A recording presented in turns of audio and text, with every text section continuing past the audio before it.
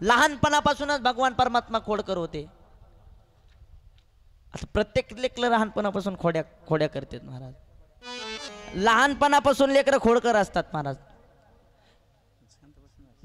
इतके खोडकर असतात, इतके खोडकर असतात. एक जण मायापाशी आला मला म्हणे, महाराज या जगामध्ये अशी कोणती गोष्ट आहे की ती वडल्याच्या नंतर बारीक होती. तर मी विचार केला, बाबा वायर वडल्याच्या नंतर ताणत आहे. प्रत्येक गोष्ट वडल्याच्या नंतर मोठी होती म्हणलं, पण आता अशी कोणती गोष्ट आहे जगातली की ती वडल्याच्या नंतर बारीक होती. ते म्हणला कीर्तनकार कशाला झाले. अरे बाप रे म्हणलं. तो म्हणला बिडी बिडी. अरे काय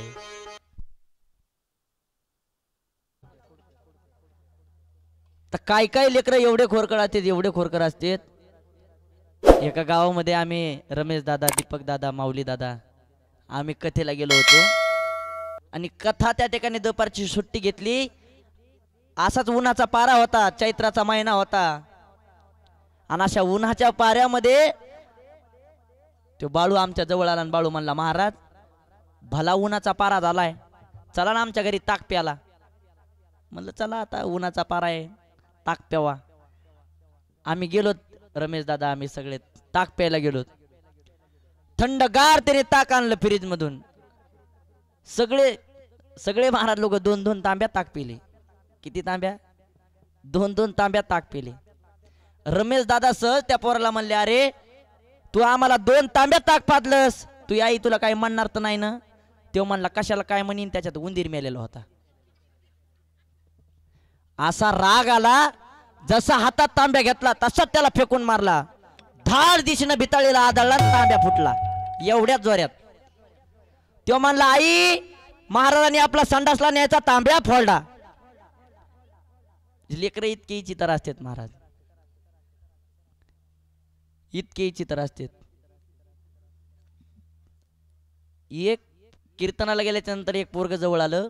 आम्ही त्या बैठकीमध्ये बसलेलो होतो आणि बैठकीमध्ये बसल्याच्या असताना महाराजांनी त्या दिवशी सांगितलं की मायबाप लवकर दर्शन घेतात, महाराजाच्या पोराचा मुडका दाबीतात, पायाखाली दाबीतात. असं ते पोरग माझ्याजवळ आलं, मला म्हणतंय महाराज घोडा,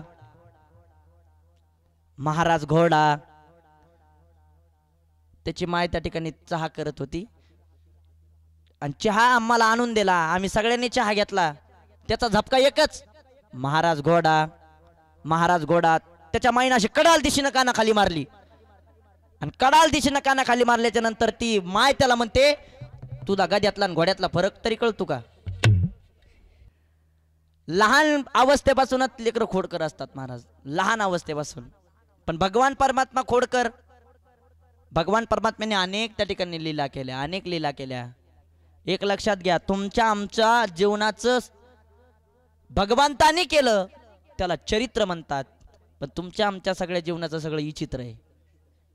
म्हणून भगवान परमात्म्याने जे चरित्र केलं, ज्या लीला केल्या त्याचा ग्रंथ निर्माण झाला. पण तुमच्या आमच्या चरित्राचा ग्रंथ निर्माण होत नाही, एखादी पोथी निर्माण होत नाही. मग लक्षात घ्या, भगवान परमात्म्यानं काय केलं. बाल अवस्थेमध्ये यशोदा माता त्या ठिकाणी घरकाम करतायत आणि यशोदा मातेनं त्या ठिकाणी भगवान परमात्म्याला पटांगणामध्ये ठेवलं. आणि पटांगणामध्ये ठेवल्याच्या नंतर भगवान त्या गोपाळांना सांगितलं की भगवान परमात्म्यावर लक्ष ठेवा, माझ्या लालावर त्या ठिकाणी लक्ष ठेवा. मैया यशोदा त्या ठिकाणी घरकाम करण्याकरता मधामध्ये गेली. एक गाडा त्या ठिकाणी हातात दिला, पण गाडा हातात दिल्याच्या नंतर ते गोपाळ त्या ठिकाणी भगवान परमात्म्याला खेळवायला लागले. शकट नावाचा राक्षस त्या ठिकाणी त्या गाड्यामध्ये होता.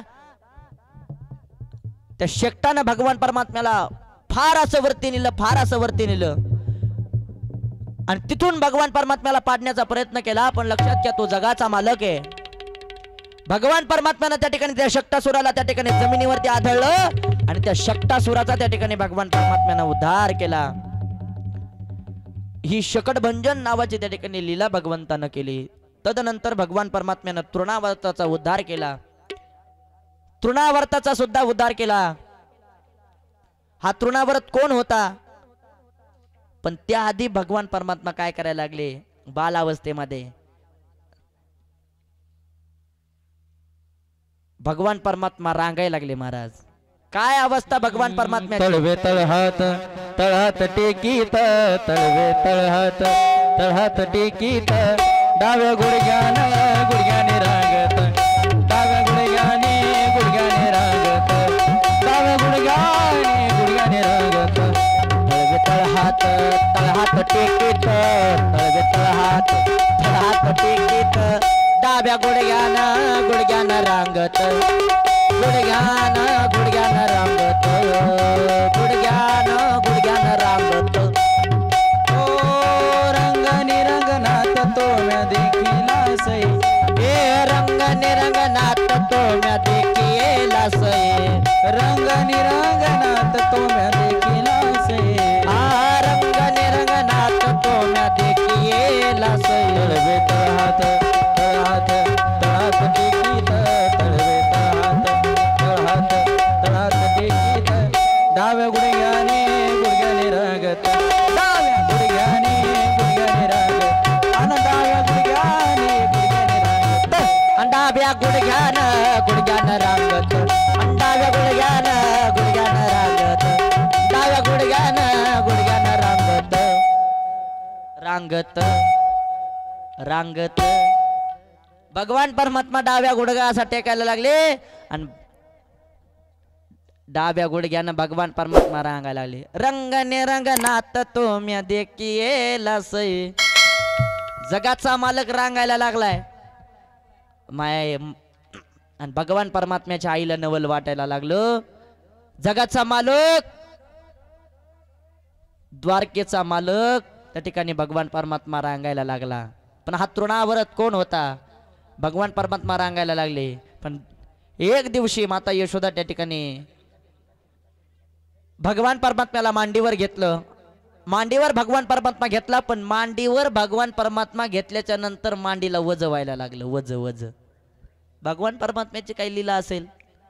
जसा भगवान परमात्मा मांडीवर घेतला असं वाटलं की 10-15 किलोचा दगडच मांडीवर घेतला का काय असं वाटायला लागलं. दगडाप्रमाणे वज त्या ठिकाणी मांडी लावायला लागलं. म्हणून यशोदा मातेने काय केलं असं हातामध्ये घेतलं आणि भगवान परमात्म्याला खाली ठेवलं. आणि भगवान परमात्म्याला खाली ठेवल्याच्या नंतर घरकाम करण्याकरता यशोदा माता गेल्या. यशोदा मैया मधात गेल्याच्या नंतर त्या ठिकाणी दुसरा विडा तृणावर्ताने उचललेला होता. आता तृणाव्रत कोण तर तृणाव्रत हा वाटूळ. वाटुळेच्या रूपाने तृणाव्रत त्या ठिकाणी आला. जिकडे पाहावं तिकडे हाहाकार माचलेला आहे. घर त्या ठिकाणी उद्ध्वस्त व्हायला लागले. यमुनेला पूर त्या ठिकाणी आला त्या तृणाव्रताच्या त्या भयाने. जिकडे पाहावं तिकडं घर उद्ध्वस्त व्हायला लागले. आणि या अवस्थेमध्ये भगवान परमात्म्याजवळ जेवढेही बालक होते त्या लेकरांना त्या तृणाव्रतानं त्या वाटोळीमध्ये सामील केलं. आणि भगवान परमात्म्याला सुद्धा त्या वाटोळीमध्ये सामील केल्याच्या नंतर भगवान परमात्म्याचं स्वरूप त्या तृणाव्रताने बघितलं. त्यावेळी त्या तृणाव्रताला कळालं की हाच तो परमात्मा आहे जो कंसाचा काळ आहे. जिकडं पाहावं तिकडं त्या गोपी त्या ठिकाणी पळायला लागल्या. आणि पळत असताना त्या भगवान परमात्म्याला त्या तृणाव्रताने घेतल्याच्या नंतर तृणाव्रताचा सुद्धा भगवान परमात्म्याला उद्धार केला. असे अनेक त्या ठिकाणी राक्षस भगवान परमात्म्याने मारले. आणि बरेच दिवस झाल्याच्या नंतर भगवान परमात्म्याचा नामकरण सोहळा. मग जगाच्या मालकाचं नाव काय ठेवायचं. त्यावेळेस वसुदेवाचे त्या ठिकाणी पुरोहित गर्गाचार्यांना त्या ठिकाणी आज्ञा दिली की जा तुम्ही म्हणे गोकुळामध्ये. पण त्याआधीच नंद महाराजांनी असा विचार केला की अनेक संकट या गोकुळावरती यायला लागलेत. आता आपण कुठं जायचं तर व्रजभूमीमध्ये. त्या ठिकाणी गोकुळामधून व्रजभूमीमध्ये राहण्याकरता गेले. कोण नंद महाराज. जेवढा काही गोकुळ गाव आहे त्या गावातले सगळे लोक व्रजभूमीमध्ये राहण्याकरता गेले. आणि व्रजभूमीमध्ये गेल्याच्या नंतर गर्गाचार्याने काय केलं. गर्गाचार्य महाराज त्या ठिकाणी आले. पण नंद महाराजांच्या वंशजाचे जे पुरोहित होते ते शांडिल्य ऋषी होते. पण भगवान परमात्मा कोणाचे मुलगा आहे? वसुदेवाचा. म्हणून वसुदेवानं स्वतःच्या पुरोहिताला म्हणजे गर्गाचार्यांना त्या ठिकाणी पाठवलं आणि गर्गाचार्याला पाठवल्याच्या नंतर भगवान परमात्म्याचा नामकरण सोहळा त्या ठिकाणी साजरा करायला लागले. गर्गाचार्य म्हणतात की आधी मोठ्या लेकराचं नाव ठेवावं लागल. म्हणून भगवान परमात्म्याला मांडीवरती घेतलं. कोणाला? बळीराम दादाला मांडीवरती गर्गाचार्यांनी घेतलं. बळीराम दादाला मांडीवरती घेतल्याच्या नंतर गर्गाचार्य म्हणतात की अहम हि रोहिणी पुत्रो रमण्यो सुदगो गुणो. त्या ठिकाणी त्या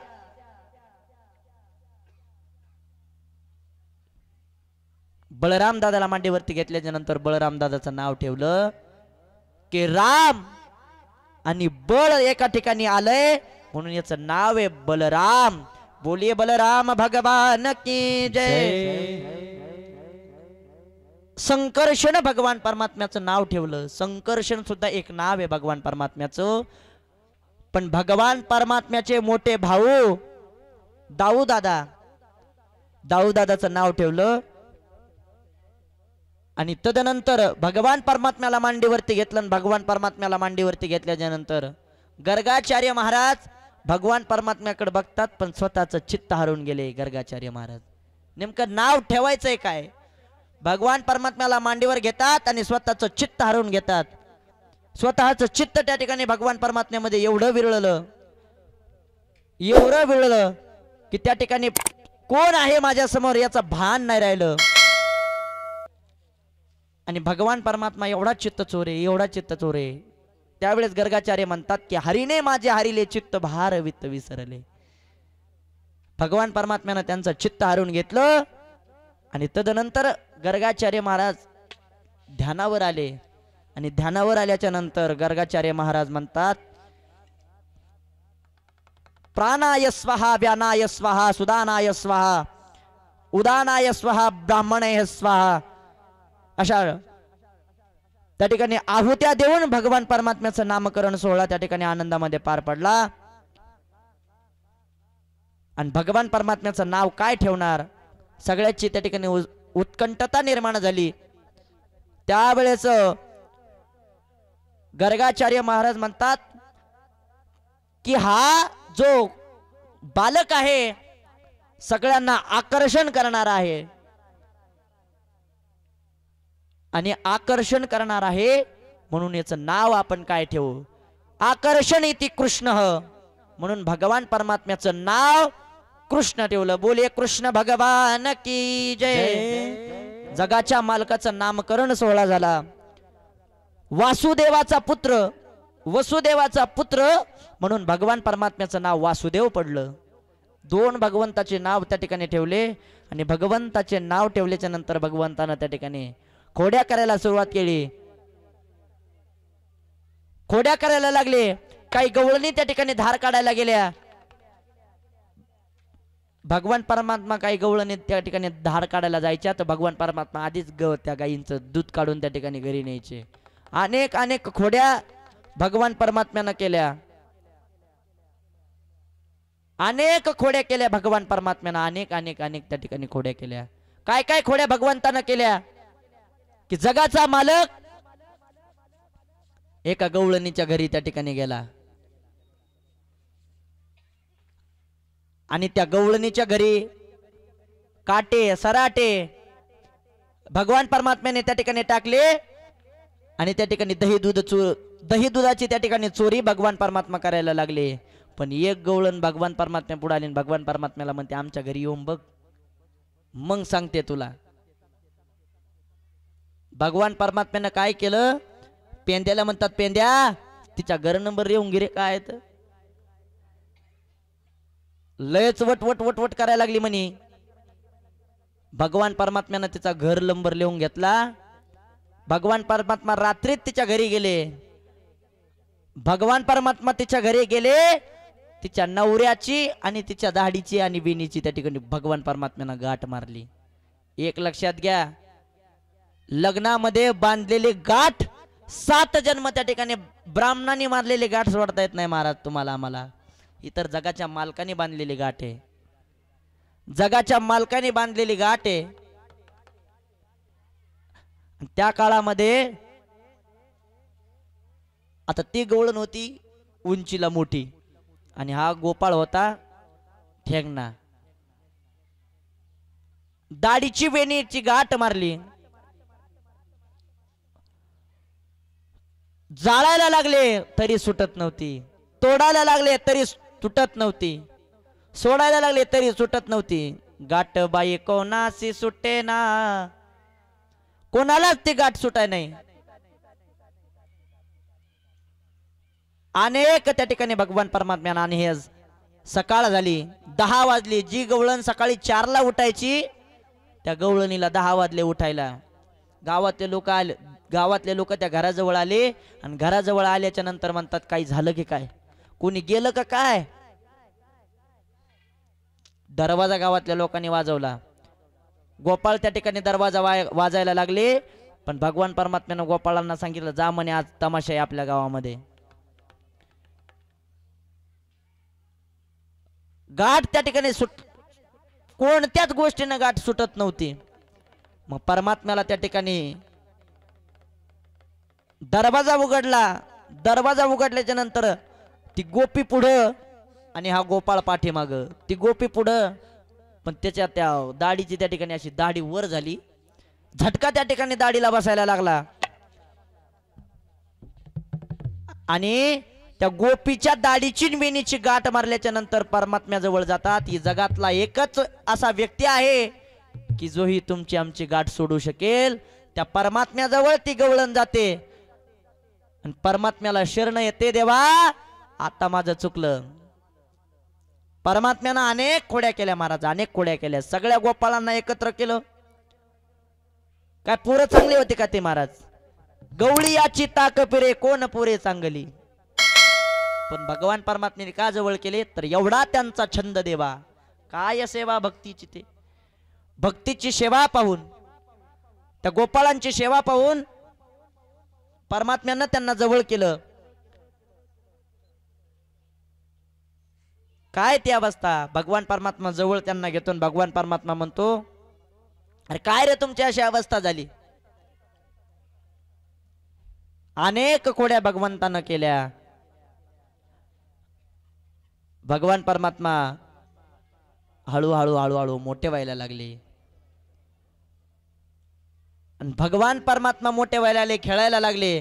पण एक दिवशी भगवान परमात्म्यानं मृतुका भक्षण नावाची लीला त्या ठिकाणी भगवान परमात्म्यानं केली. भगवान परमात्मा खेळता खेळता अशी हातामध्ये माती घेतात आणि तोंडामध्ये टाकतात. हातामध्ये माती घेतात, तोंडामध्ये टाकतात. सगळ्या गोपाळांनी पाहिलं, दाऊदादाने पाहिलं आणि भगवान परमात्म्याला असं दंडाला धरून दाऊदादाने यशोदा मातेजवळ आणलं. आणि यशोदा मातेजवळ आणल्याच्या नंतर दाऊदादा यशोदा मातेला म्हणतो लालानी माती खाल्ली, लालानी माती खाल्ली. त्यावेळेस भगवान परमात्मा यशोदा मातेला म्हणतो माता नाही खाल्ली म्या माती. आई गाई नाही खाल्ली मी माती, आई गाई नाही खाल्ली मी माती, आई गाई नाही खाल्ली मी माती.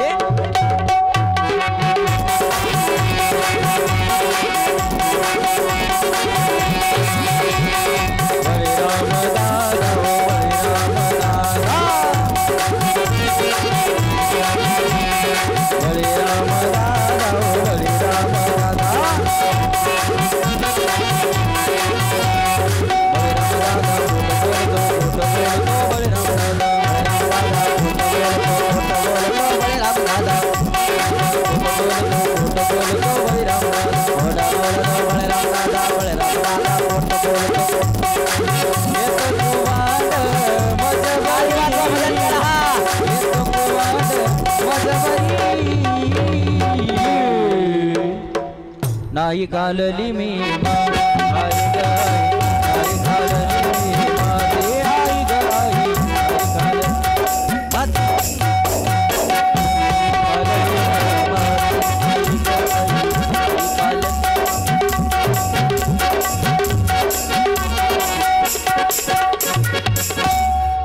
गोपाल कृष्ण भगवान की जय। भगवान परमात्म्यानं माती खाल्ली, आई ग आई नाही खाल्ली म्या माती, आई ग आई नाही खाल्ली म्या माती। बळीराम दादा खोट बोलतो, बळीराम दादा त्या ठिकाणी खोट बोलायला लागला। यशोदा माता भगवान परमात्मा म्हणतो आई नाही खाल्ली म्या माती। पण एक लक्षात घ्या, भगवान परमात्म्याला मांडीवर घेतलं आणि भगवान परमात्म्याला मांडीवर घेतल्याच्या नंतर माराया तिने उगारली काठी आणि भुवन ते पोटी, भुवन त्या पोटी 14 दावी। भगवान परमात्म्याने 14 ही भुवन यशोदा मातेला दाखवले।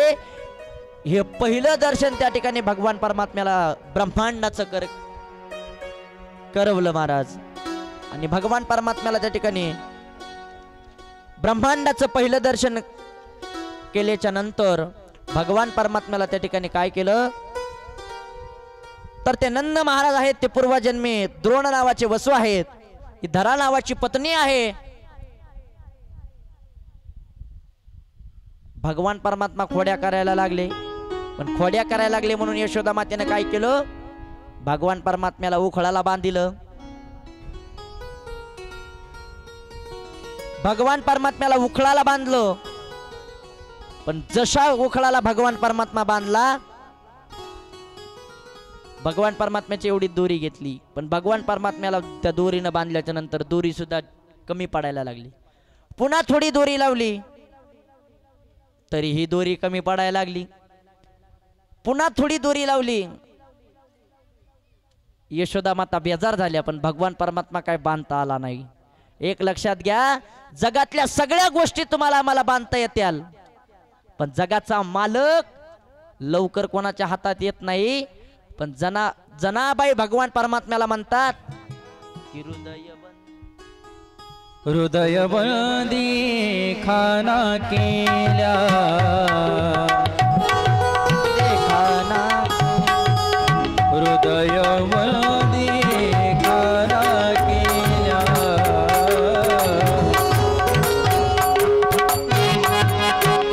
हृदय बंदी खाना केल्या आत विठ्ठल कोंडीला, हृदय बंदी खाना केल्या आत विठ्ठल कोंडीला। ओ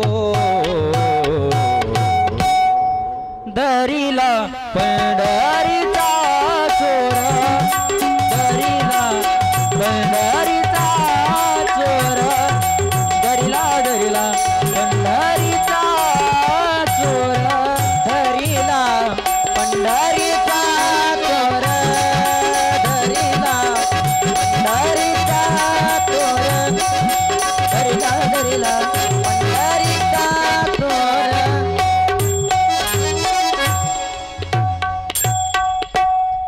हृदय बंदी खाना केला आत विठ्ठल कोंडीला, हृदय बंदी खाना केला आत विठ्ठल कोंडीला। जगाचा मालक कुणालाही बांधता येत नाही, एक लक्षात घ्या। आणि भगवान परमात्मा कुणालाही लागत नाही। एक तर पंढरीचा परमात्मा कोणाला धरतच नाही, आणि एकदा धरलं तर सोडित नाही। कारण पंढरीचे भूत मोठे, आल्या गेल्या झडपी वाटे, बहु खेचरीचे रान जाता येता न लगे वेळ। जगाचा मालक एक तर कोणाच्या हातात येत नाही, पण यशोदा मायाकडे बघतात, यशोदा माया घामाघूम झाली। आणि भगवान परमात्म्यानं काय केलं, आता म्हणलं आईला बेजार करणं योग्य नाही। भगवान परमात्म्यानं स्वतःला बांधून घेतलं, आणि भगवान परमात्म्यानं स्वतःला बांधून घेतल्याच्या नंतर तृणावर्ताचा त्या ठिकाणी जे 2 नल आणि कुबर आहेत, यक्षराज कुबेराचे 2 पुत्र आहेत, त्यांना एका ऋषीचा शाप होता की जा म्हणे तुम्ही एक अर्जुन नावाचा वृक्ष त्या ठिकाणी व्हाल। नलकुबर आणि मणिग्रीव हे दोन कुबेराचे पुत्र त्या ठिकाणी शापित झाले. आणि शापित ते दोन झाड भगवान परमात्म्याला उखळाला बांधल्याच्या नंतर भगवान परमात्मा उखळाला ओढायला लागले आणि त्या दोन झाडाच्या मधातून भगवान परमात्मा बाहेर आले. आणि जसं बोलतात भगवान परमात्मा तसे दोनही झाड मुळापासून त्या ठिकाणी उपटले. आणि मुळापासून ते दोन झाड उपटल्याच्या नंतर भगवान परमात्म्याने यमला अर्जुन नावाची लीला ही भगवान परमात्म्याने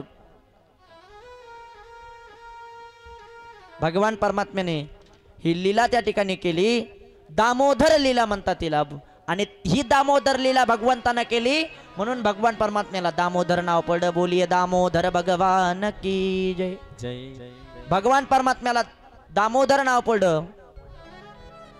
स्वतः मंथन करायला त्या ठिकाणी सुरुवात केली. भगवंत मंथनाकरिता मंथन करतात आणि मंथन करताना भगवान परमात्मा यशोदा मातेला बघतात. भगवान परमात्म्याचं चिंतन चालू आहे आणि यशोदा माया मंथन करायला लागल्या. भगवंताचं ध्यान चालू आहे आणि वाणीतून भगवंताचं चिंतन त्या ठिकाणी येऊ लागलं. श्री कृष्ण गोविंद हरे कृष्ण गोविंद हरे मुरारी हे नाथ नारायण वासुदेव. श्री कृष्ण गोविंद हरे मुरारी हे नाथ नारायण वासुदेव. गोविंद हरे मुरारी हे नाथ नारायण वासुदेव. श्री कृष्ण गोविंद हरे मुरारी हे नाथ नारायण वासुदेव. कृष्ण बोला बोला बोला हरे मुरारी हे नाथ नारायण वासुदेव. हे नाथ नारायण वासुदेव. हे नाथ नारायण वासुदेव.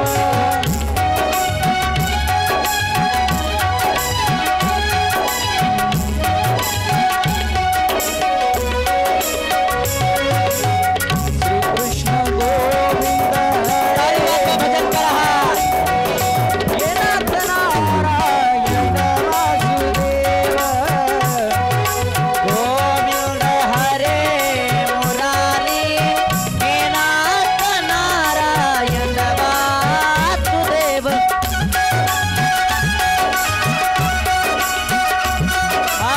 राधे राधे.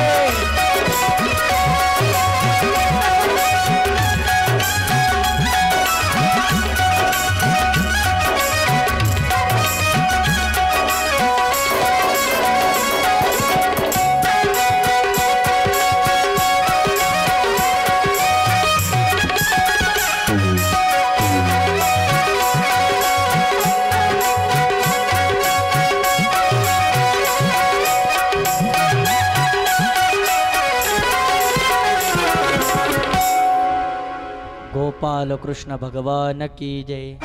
यशोदामाया भजन करायला लागल्या भगवंताचं आणि भगवंतानं काय केलं यशोदामायाचा हात धरला. पण हात यशोदामायाचा धरल्याच्या नंतर एक हात रवीला लावला असा. तेव्हा यशोदामाया म्हणतात की सोड रवीचा हात हरी रे सोड रवीचा हात. भगवान परमात्म्यानं त्या रवीला हात लावला आणि तदनंतर भगवान परमात्मा गोकुळातून त्या ठिकाणी व्रजभूमीमध्ये त्या ठिकाणी भगवान परमात्म्याचं जाणं झालं. आणि तदनंतर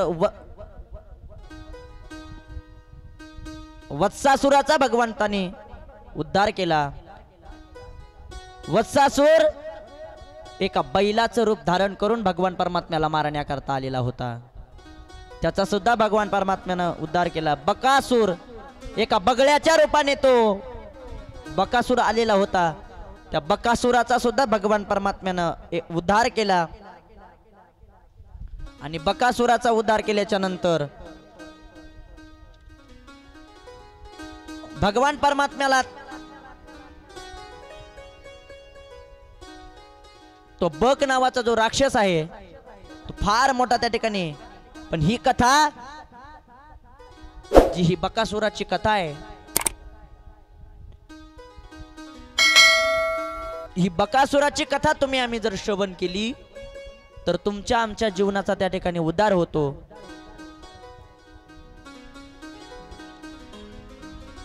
आणि तदनंतर भगवान परमात्म्याने बकासुराचा उद्धार केला आणि सगळ्या गोपाळांना जवळ बोलवलं. आणि जवळ बोलवल्याच्या नंतर भगवान परमात्म्याने त्या वत्सासुराचा उद्धार केला.